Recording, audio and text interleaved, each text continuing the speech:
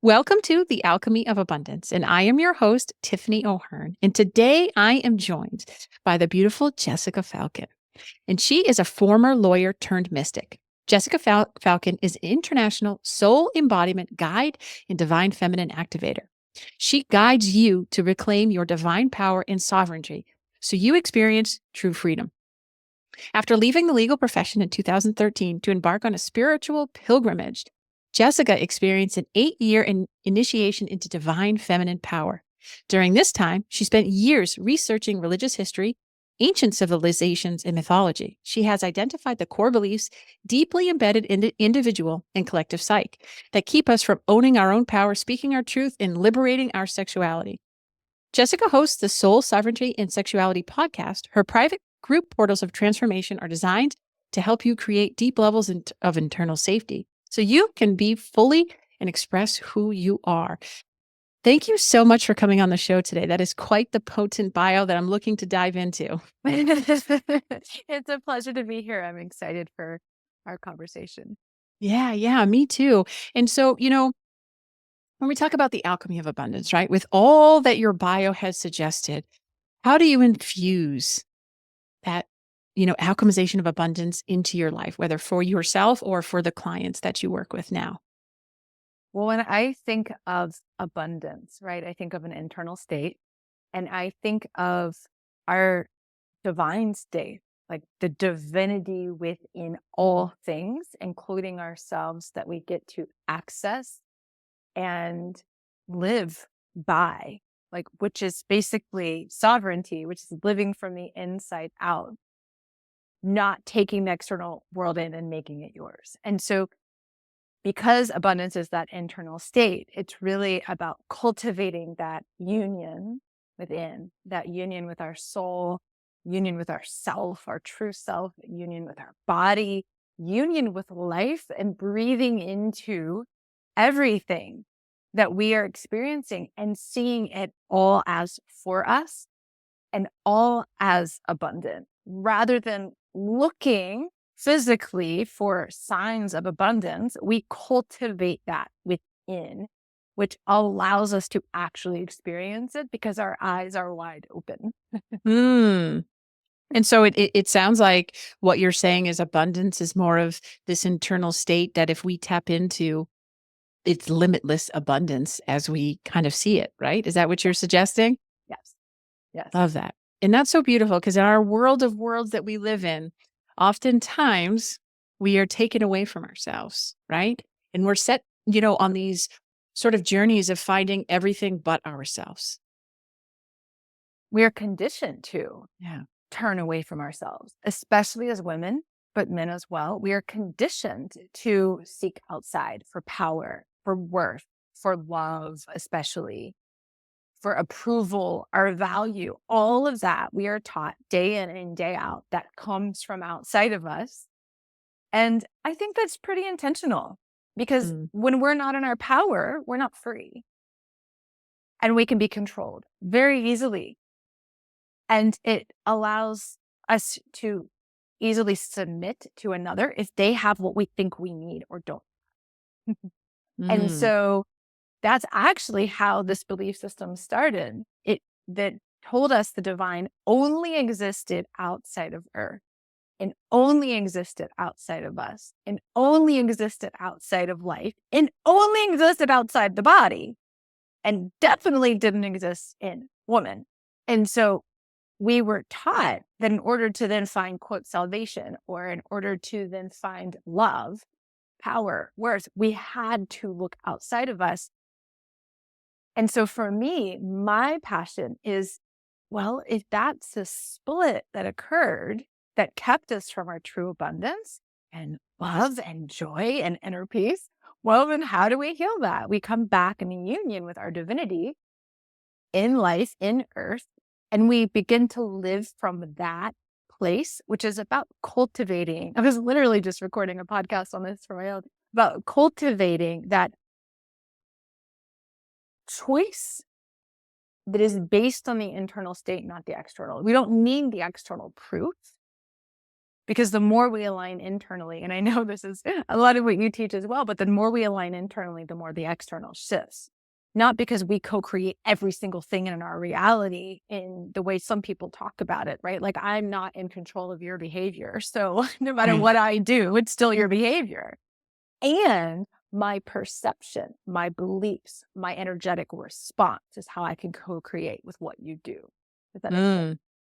It so does. And, when we're on these platforms and we're sharing, this collective message of, because truly it's love, right? This is the collective message that we're sharing. And we have been, and if you look through, like you're talking about the history of it, like it's there for us to see.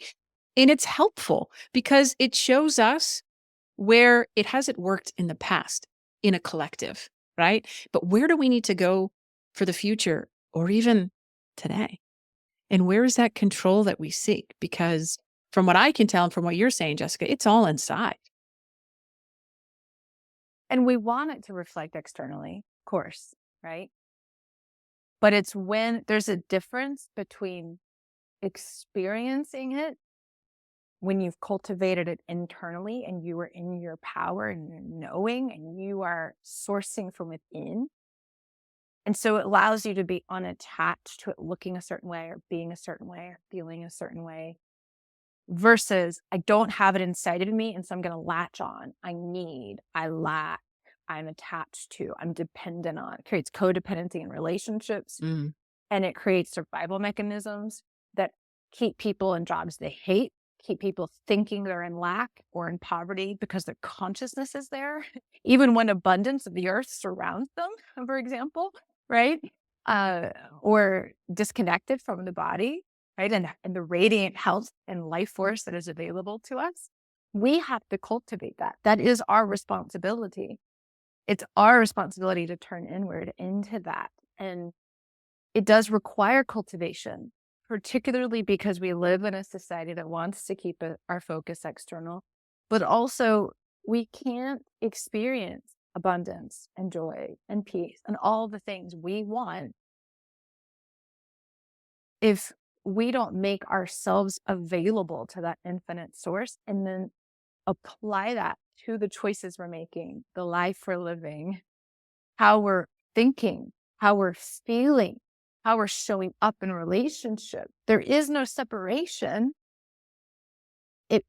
in how you feel internally and how you're showing up in a relationship, whether it be, for example, if you're really jealous, right? Like, oh, your partner is maybe looking at another woman or another man, depending on what kind of relationship you're in.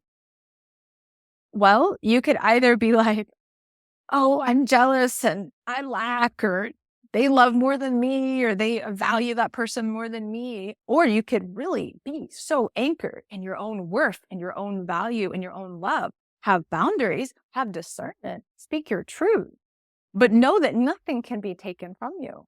Mm. Mm. That's so powerful. And gosh, that message, let's sing it from the rooftops, because that's really what it is, And like it's a difference to me between like what I feel or what I believe to what I know. And if I know something, someone cannot take that from me. And I was just talking to my daughter about that. It's like we don't need to convince people of ourselves when we know, right? We don't Exactly. need to be in fear when we know. Right. And so as you were talking about all of that, the word safety kept coming up, right? Because I do feel as if we don't have, like, if you're listening to this and you're like, that's great, you guys, let's just do that. But I don't even know how to begin. And it's bringing me to this word safety because I feel like if you can't, or if it feels very hard to see your world and like reflect inwards, it might come down to that, like, do you have safety within you? Right? What do you think about that when it comes to that word safety and like, our how we can receive within that? I love the question because helping people create internal safety is probably at the core of everything I do. Because if we don't cultivate that internal safety, we're not going to be in our power and speak our truths and be in our sexuality. We're just not. And we want to grasp onto external things to create a sense of safety, and which creates the control, right? Like the attachment and the control, as you were referring to. And I learned pretty early on in my journey. I'm in my 40s now, and it was back in 2008. So I was like, 27 or something. I don't know. I'd have to do the math. And I was a criminal prosecutor. I had been practicing law for several years at that point, and just purchased a new home that I thought was going to be an investment property, right? Like I was following all the rules to create a quote, abundant life, what we're supposed to do, what's going to create safety. And 7 months after I purchased the home, a tropical storm came through where I was living, Charlotte, North Carolina. And in 5 literal hours, almost everything I had was destroyed. I couldn't go to work because my car was destroyed. And luckily I didn't lose my job. They were really great about supporting me. And I watched my home, my possessions, 5 feet of water inside the house, had to be rescued by firefighters. And I very early on learned my safety is not outside of me. If everything I have worked for to create safety is suddenly gone in hours, that is not where my safety lies. And so it led me on a journey to start discovering that. And that's when I started meditating. That's when I started, then eventually doing yoga and going more into that self-knowledge, because it begins there. Self-knowledge is the gateway. It's not the end to sovereignty or abundance, but it's the gateway. And then when I went on my spiritual pilgrimage to Europe, I arrived on the mountain of Mary Magdalene, La Sainte Baume in southern France, on the day I had dreamt. 7 months after I dreamt it, didn't even mean to arrive that day. And a voice announced he was my soulmate, very fairy tale, until we moved in together. And it quickly became what I call a nightmare. But an incredible gift from Magdalene, from my soul, because he was very afraid of my power, afraid of my sexuality, afraid of my truth, and intentionally tried to shame me and control me as a result, because he felt inferior, because he lacked internally, right? He lacked internally. And so he thrust that upon me, my own inner shame and internal feelings of lack of love, seeking it outside of me, meant that I responded to that and took it in and made his lack my lack. Mm-hmm. And so I really started to then study, right, these core beliefs in myself and these subconscious beliefs, because consciously, right, I'm a powerful woman, I'm a prosecutor, I'm traveling the world alone. Internally, I was still in lack. Internally, I was still seeking outside of me. And I say this with, believe me, tons of compassion for myself and all of us who do this. And I had to hold myself accountable if I wanted to reclaim my power and be radically honest about how I was letting him decide for me instead of me decide for me, and how I was operating in relationship from lack versus overflow. And so much of it is really about creating that internal overflow, which is by going into these wounds with love so that we create safety for ourselves in sourcing from our divinity, not seeking externally, and rewiring our subconscious and conscious beliefs to this truth. And sometimes it does require taking a leap. And often we search for a sense of safety before we take a leap of faith. And that's not been the way it's worked for me. I've had to take the leap of faith in order to create safety. That's how it's worked for me. And there was, of course, enough of an internal trust in my soul to do that. And a lot of it comes down to vision. How are we looking at the world? Are we looking at it as purely physical, purely 3D? Or are we looking at the world as divine, infinite connection of all things? Because that vision, that shift in vision, is what allows us to create a new type of safety. That is so beautiful. Thank you so much for sharing all of that. And, there's so much to unpack with all of that. I mean, you're right? You're by definition brave. You're out there, you're taking the trail less traveled by. But none of that matters so much if there's not, like you said, that internal safety or that peace within. And it sounds like the gentleman was a gift. Absolutely. right? A gift of healing. Not that he was going to do it, right? Because let's be clear, our partners, future, past, whatever it may be, they're not to heal us. And this idea, like Hallmark, don't read Hallmark cards, for crying out loud. They're not to complete us. They're not, right? That's such a cheap way to look at love, isn't it? Right? Because it's so much more than that. It's so much inside of us. And it is just, internal. It is this internal state, and it does take work, right? But I'm really intrigued, when we're talking about the conscious mind versus the subconscious mind, so often I don't think that we pay attention to the fact that our subconscious mind is always paying attention, right? And if you, right, here you are on this pilgrimage, you meet this person and you're like, this is it, right? And if you don't use discernment within yourself, if you're not feeling into your intuition, then you're 10, 12 years in a pretty terrible relationship, not really knowing who you are, right? So it's like these little gifts that we get to have. And if we're open and ready to receive them, it can be such a beautiful thing, right? Absolutely.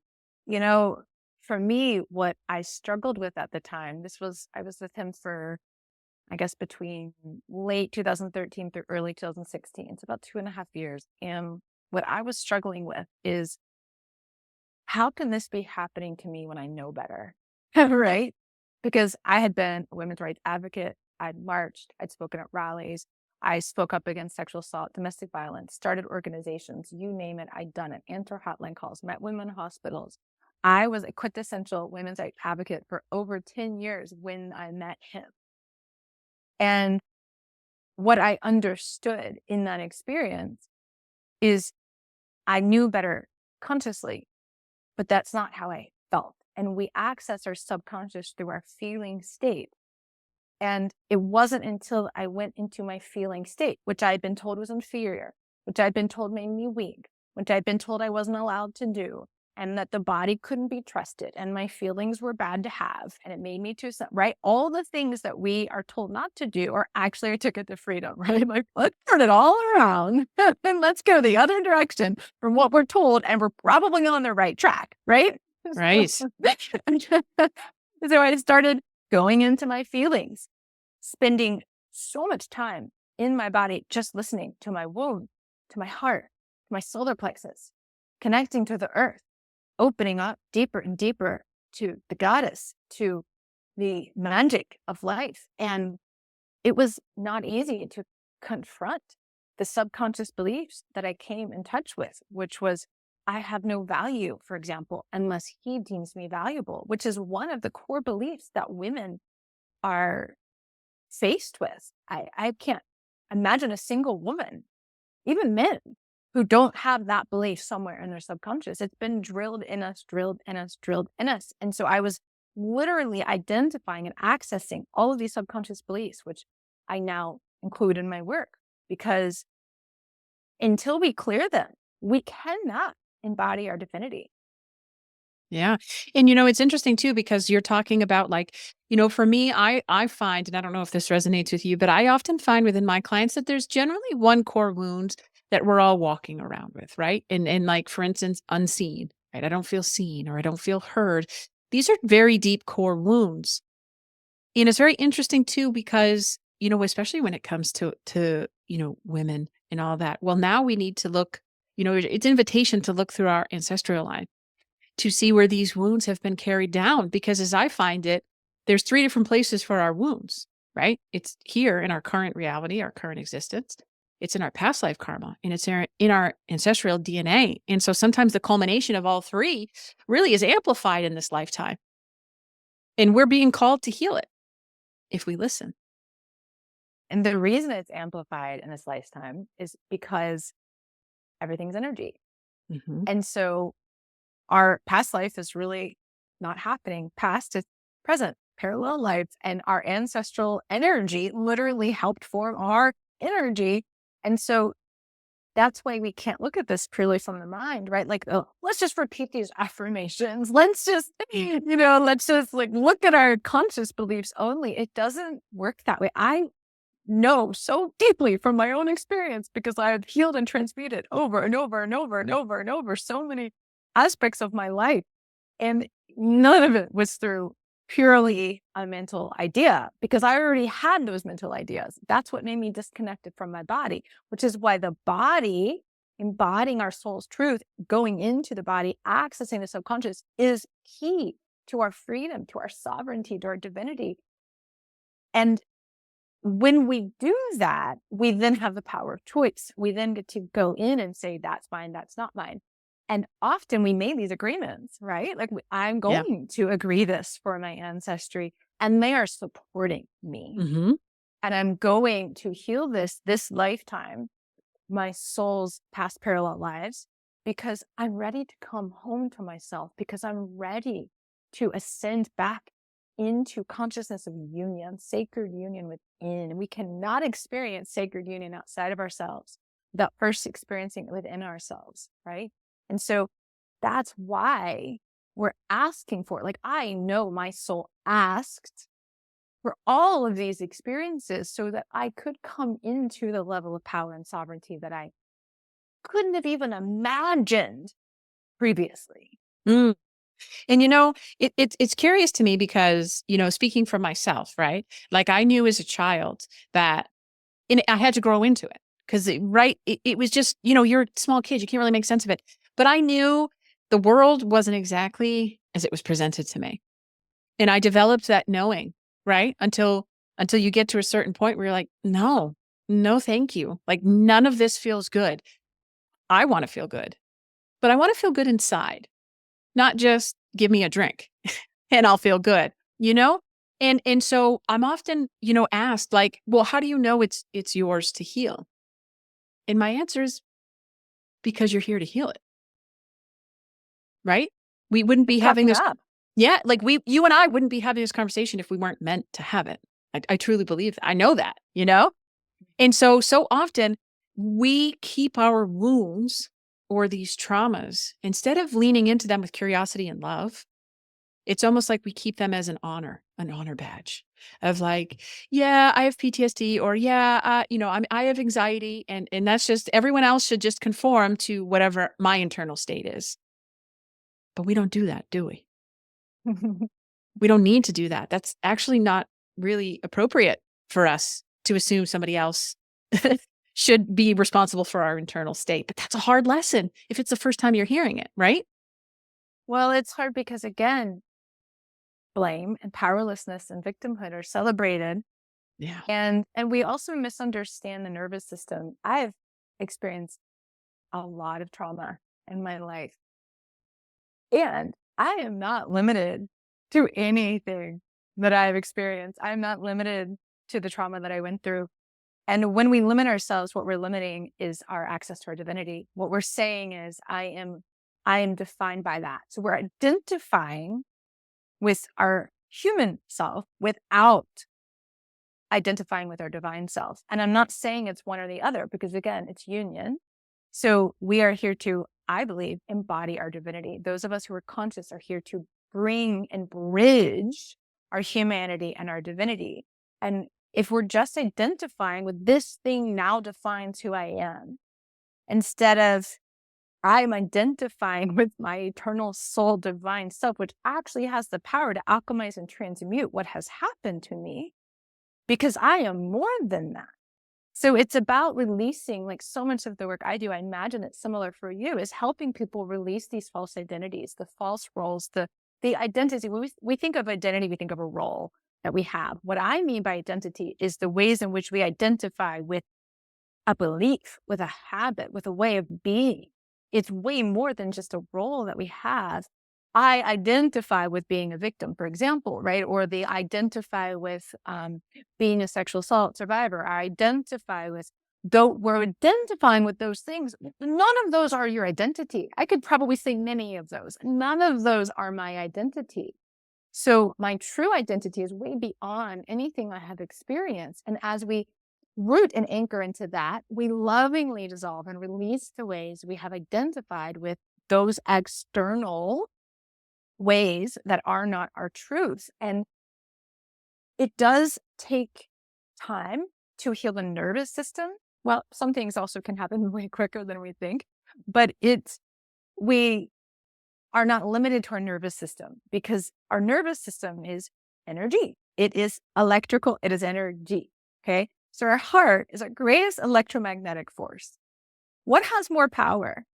What is going to affect your nervous system stronger than anything else? Your heart. It is the greatest electromagnetic force that you have. It can literally shift your nervous system. I know. Not only do I witness that in my clients, but in myself, I have experienced that, because we have that power. We have that power, and that's what we have to be willing to have faith and leap into the knowing and remembrance of. We have to have faith. I am willing to believe I have that much power, and therefore I can. Mm. And that's so beautiful and so beautifully put as well, because we all are one. And if you identify with that and really lean into what that means, it means whatever you want, right? Like you can have that. And, someone recently kind of challenged me on the word deserve. And they said, well, deserve, that's a tricky word, because why do I deserve something over somebody else? And, I kind of sat with that. And then I was like, you know what? Actually, here's the thing. We all deserve whatever it is that we want. The difference is, do we know we can have it? Because, you can have, Susie over here that says, I deserve to heal. And then you have Jessica. Jessica says, no, I know I can heal. And then what happens? What you need shows up for you in your life based on what you know, right? How does that land for you? Does that resonate for you? Absolutely. Yeah, I've thought about this a lot too with the deserving, because it's not that we do or don't deserve, Mhm. but what is our level of consciousness around that? And what is our subconscious telling us? What is our feeling state telling us? And what are we acting on? As you said, what are we knowing versus what are we, oh, well, I'm wanting to work to make myself deserving, or I know I am deserving. And a lot of that is energetic and emotional. And sometimes it can require healing the wounds in which we were told we weren't, right? Healing the wounds in which we didn't believe we were, in order to come into the energetic knowing. Because knowing for me, I feel it in my body as a shift energetically. Knowing is like my energy is aligned. I know it comes in, it is there. Sometimes I have a soul desire for a level of reclamation or expansion. And it takes time for me to come into the knowing, because I've got to do the unraveling to come into the knowing. Does that make sense? Yeah. So it's almost like, well, first it's a feeling. And then it's like, well, now I believe it. And now I know it. Exactly. Right. But it's like, yeah, you kind of have to transcend those levels within yourself to have that rooted knowing. Because as I stand, there are certain things, it doesn't matter what you say to me. And I'm sure you are the same. I'm not bending. I know me, you know? Mm. And how many have that? Because this conversation is, you can too, right? Yes. Because that's really what it's all about, is you can too. You can too. I feel so passionate about that, because I know what it's like to not feel that way.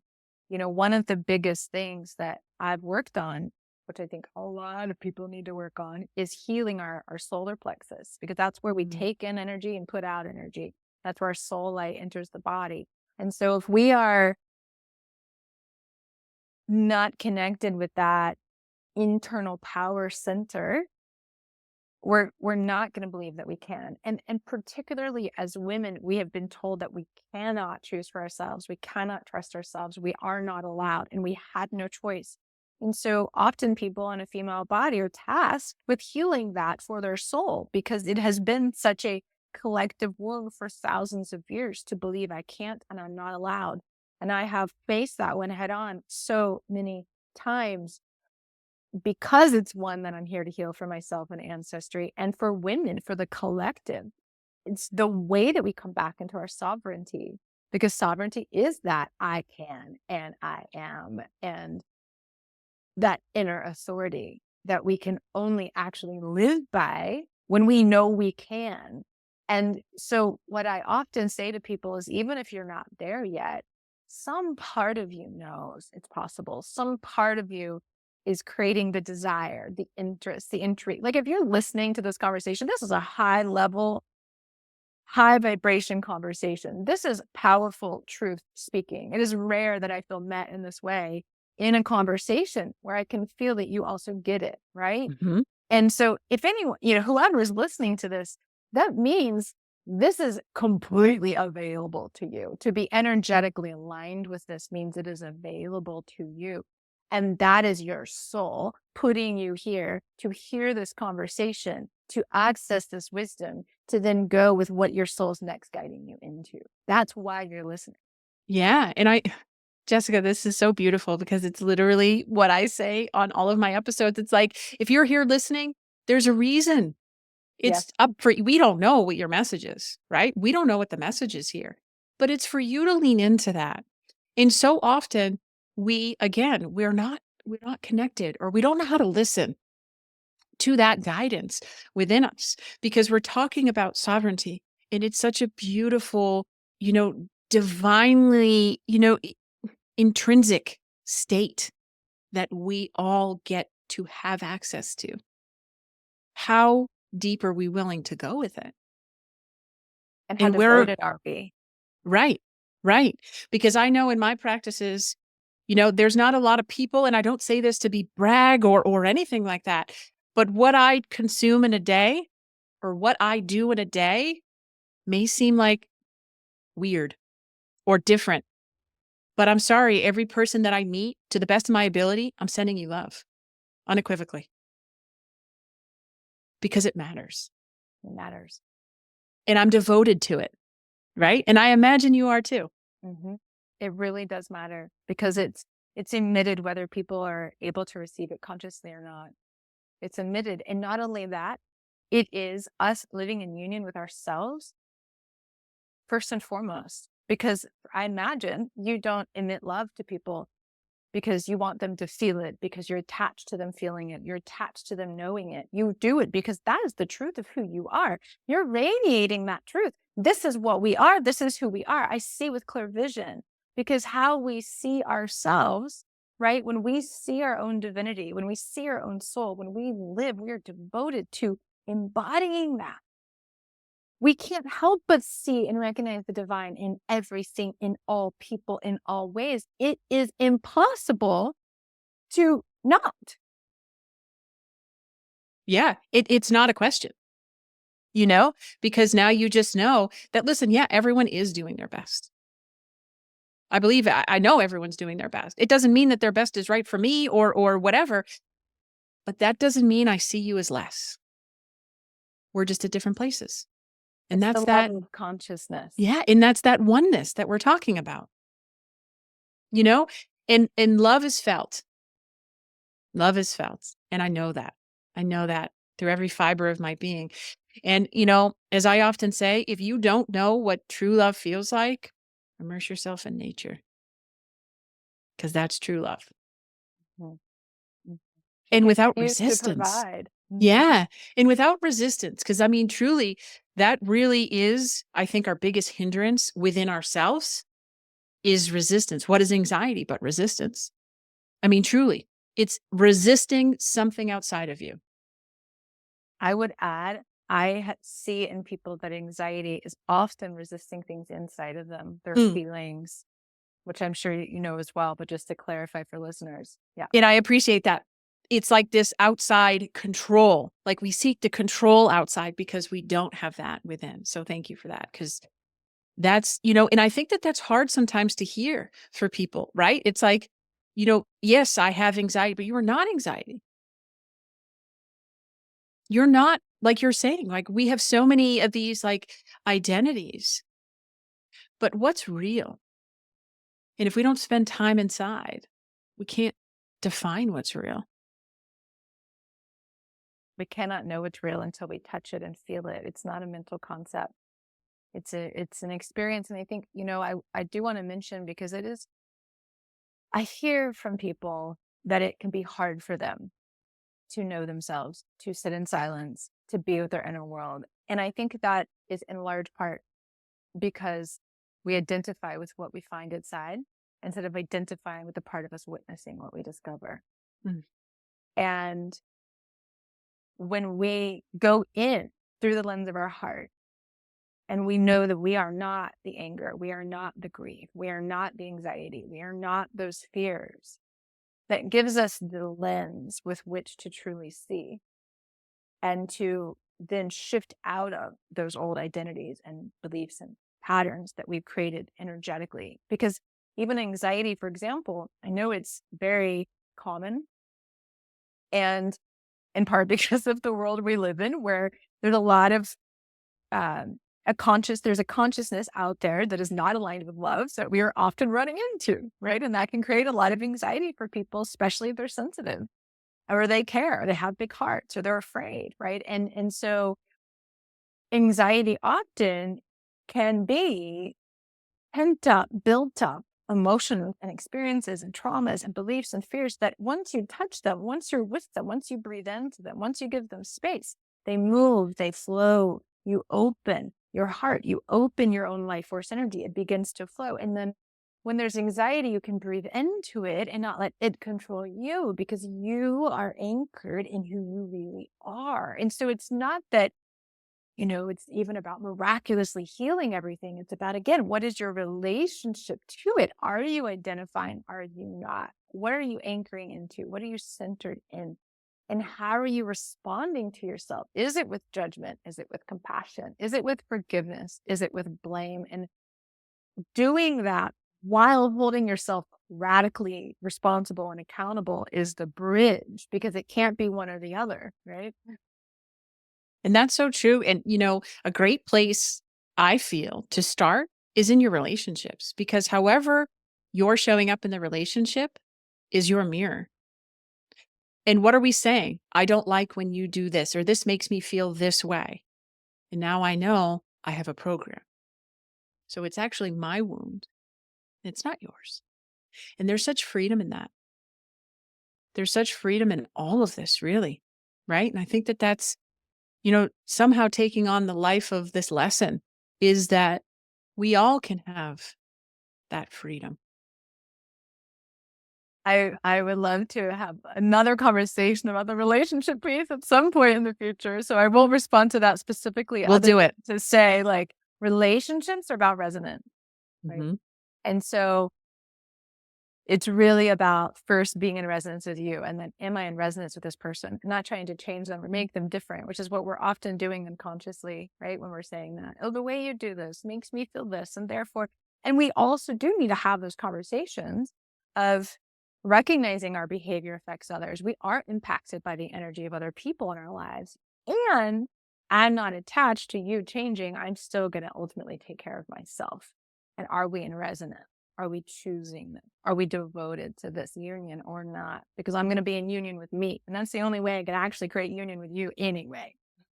And this is a part 2 for sure, because now but we're going to, we're going to temper this just for now.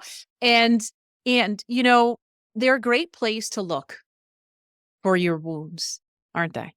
Absolutely. They're a great place to start to connect with yourself, if that's a first place for you. Because let's be honest, we don't know what your first place is. Could be your second. I don't know. But it's all there for you. Everything you seek is within. Absolutely. And amplifying it within us, And when you're when you're working with your clients, what kind of clients do you prefer? Or what are your soul guided clients? What does that look like for our listeners?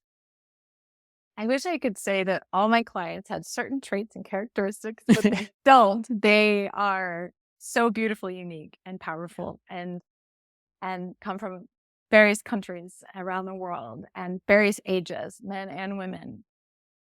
I tend to attract more women, but I have also had several male clients whom I adore. And the biggest common denominator is that level of devotion to their soul's freedom.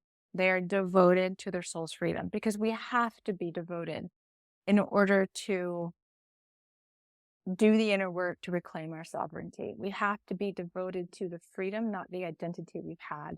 We have to be devoted to the soul, not to their ego, right? And my clients are devoted. I only work with clients who are devoted, because then that creates the receptivity for us to do really, really powerful, transformative work to shift on an energetic level, a physical level, an emotional level, and a mental level, to embody their divinity, to be in their sovereignty, to speak their truth, to activate their life force energy, to be in ecstatic communion with life. That requires devotion. And it is so utterly worth it, right? It is so utterly worth it. Yeah. And the reward through all of that is the bliss you feel, is that joy you feel, is that letting go of resistance, right? In knowing with complete certainty that I'm being guided, that we're being guided, that wherever we are is exactly where we're meant to be in this moment. And I often, in business, I found it to be so powerful. If I get all these to-dos, I go, nope, whatever I'm doing in the moment is exactly what I meant to be. But that's devotion, right? And it does take that. But there's such a beautiful, limitless, abundant reward wrapped in all of that, isn't there? Yes, there really is. And it's not the kind that's contingent on the external, right? It's not the kind where we're like, I'll know I've arrived when. Yes. I'll know I'm abundant when I get that. I'll know I'm joyful when this happens. It's not based on, oh, I need all the people around me, as you were saying earlier, to change for me to be happy. That is all giving your power away to the external.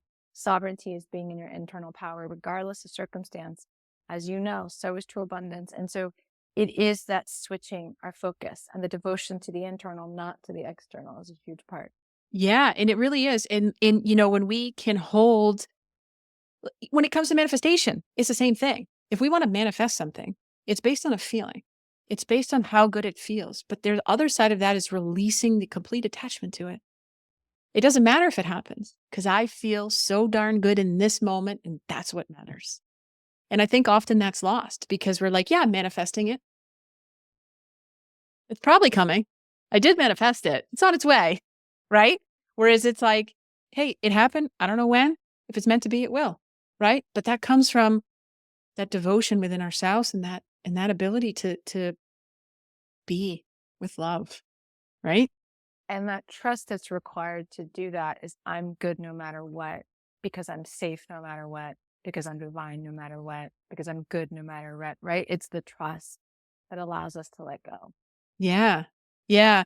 I was just on a backpacking trip, and before I left, I had a podcast episode. I said, listen, I'm going to have several spiritual experiences in the woods, right? And then I come back and I was like, several? No, it was way more than that. Because I was open and ready to receive it. You know what I mean?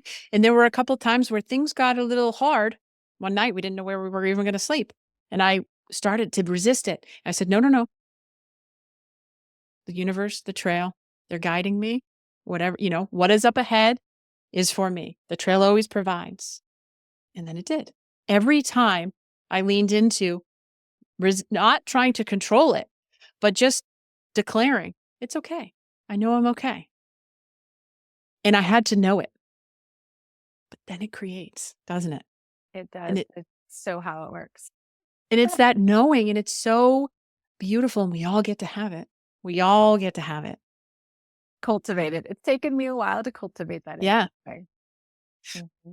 And it's okay, because we're going to see different levels when we're ready to see it, right? It's like that same thing, Jesse. You're like, well, I'm going to climb this one mountain, and then I'm going to be done, and then I'm going to come down healed.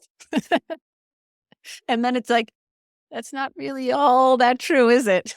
Like, actually, your soul wants you to climb 10 mountains, not right. just the one. Right. And like today. It's so beautiful. This is such a truly beautiful conversation. And like we promised, we're going to have a part 2 in this with the relationships, because that really needs some attention, I feel. It's being called, isn't it? Oh, it's so, because there's so much just kind of crap out there, quite frankly, and that these people are really confused. And not to say that we know it all, but I think we both have real lived embodied experiences that take us out of the norm codependent way of relating into a way of relating that is truly sacred union, that is truly divine, that is truly free. Yeah. Yeah. And it comes from the heart, Mhm. doesn't it? It Mhm. all really resonates and starts and is cultivated and is expressed all from our heart. How connected are we, you know? Mhm. Now, how can our listeners be around you, whether it be, online, or how can we find you? So I have the Soul Sovereignty and Sexuality podcast, which when I start having guests, it'd be fun to have you on as well. I haven't had guests yet, but at I some would point love I that. will. And my Instagram, Facebook is The Path to Sovereignty. I'm also on YouTube for the podcast, and my website is thepathtosovereignty.com. So you can find me there. I do offer a free 30-minute sovereignty breakthrough session if you're like, I'm really aligned, my soul's devoted, I want to have this conversation. And then I'll do group programs. I have a free heart activation talking about the heart. So when you sign up for the newsletter, you'll receive it's a light language encoded heart activation to open to receive more love and attune to your soul frequency, because we have to attune to that frequency to create that level of joy and abundance and sovereignty we're talking about.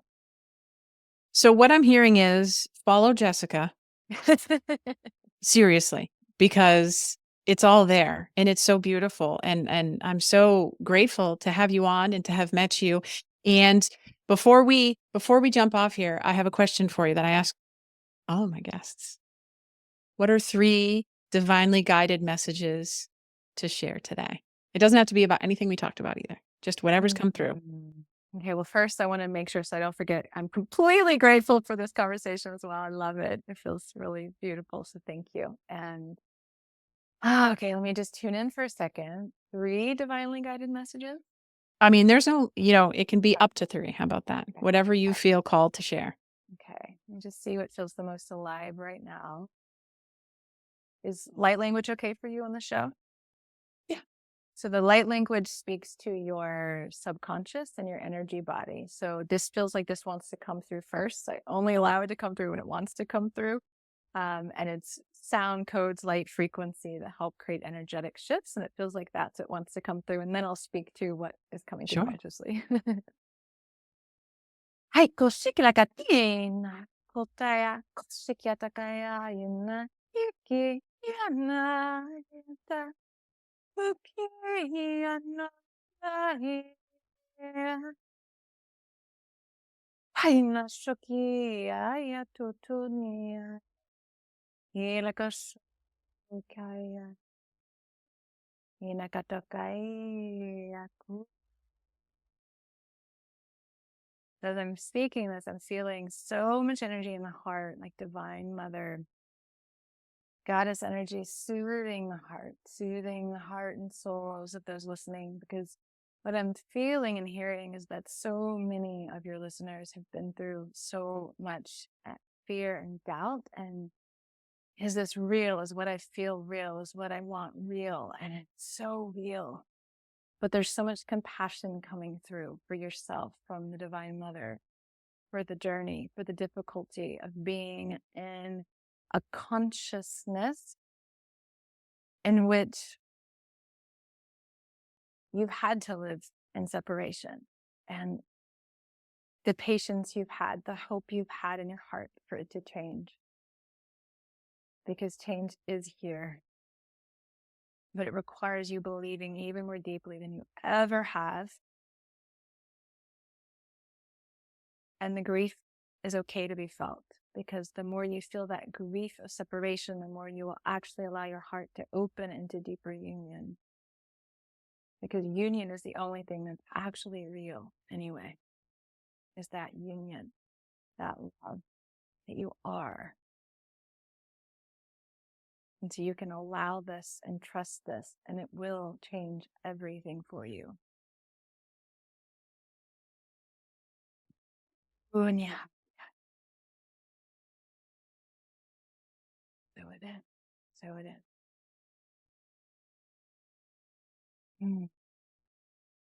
That was so beautiful. That was a gift. Thank you. I still feel the energy in my heart. Yeah, I do too. That that was truly beautiful. Thank you so much for sharing that. I trust that whoever's listening to this, it's for you to hear and to embrace and embody and feel the love that is exchanging within this level of consciousness. So thank you.